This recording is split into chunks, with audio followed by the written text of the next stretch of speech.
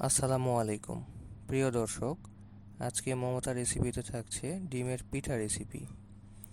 খুব অল্প সময়ে খুব সহজভাবে পিঠাটি তৈরি করে দেখাবো। যদি আপনি পিঠাটি তৈরি করতে না পারেন তাহলে আমার এই ভিডিওটি ফলো করে খুব সহজে তৈরি করে ফেলুন।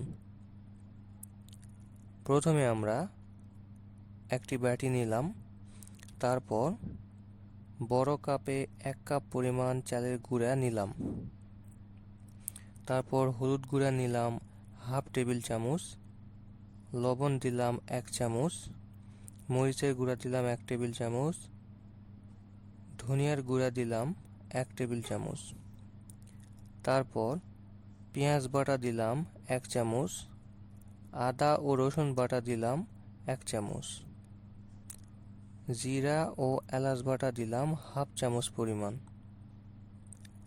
তারপর ডিম দিলাম 2টি, তারপর একটি চামচ বা হ্যান্ড মিক্সচারের সাহায্যে মিশ্রণটিকে ভালো করে মেখে নিতে হবে, যেন মশলাগুলো ভালো করে মিশে যায়। অবশ্যই নেড়েচেড়ে ভালো করে মেখে নেবেন।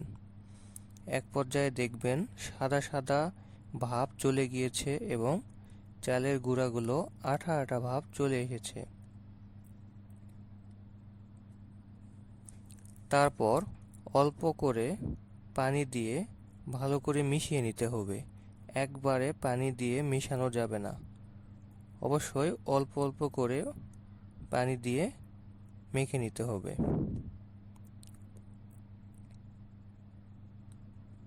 দেখে নিশ্চয়ই বুঝতে পারছেন ঘনত্ব কেমন হয়েছে।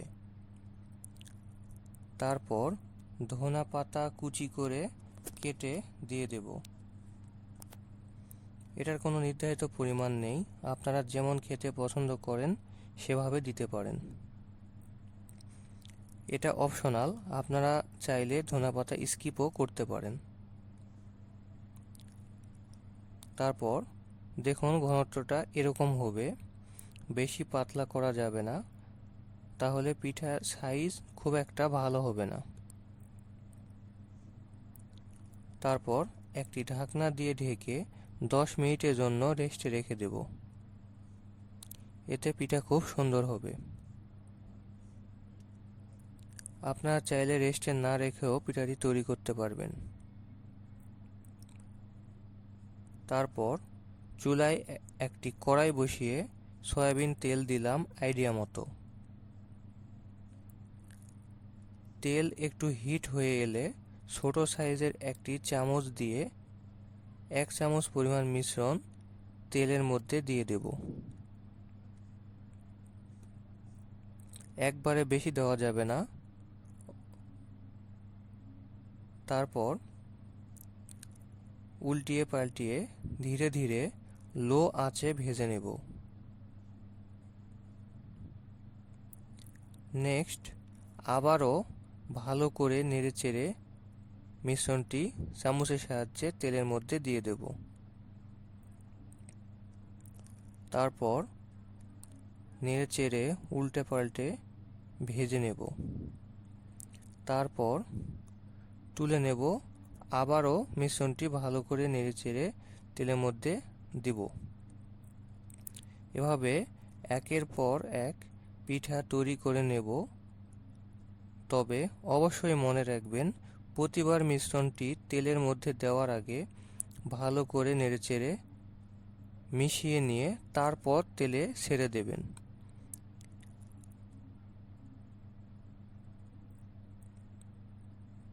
এটি অনেক টেস্টি একটি পিঠা, খুব সহজে তৈরি করা যায়, সময়ও খুব কম লাগে। আপনারা চাইলে যে কোনো সময় সকালে বা সন্ধ্যায় নাস্তা হিসাবে পিঠাটি তৈরি করে খেতে পারেন। আমাদের সমস্ত মিশ্রণটি দিয়ে পিঠাগুলো দ্রুত তৈরি করে নিচ্ছি।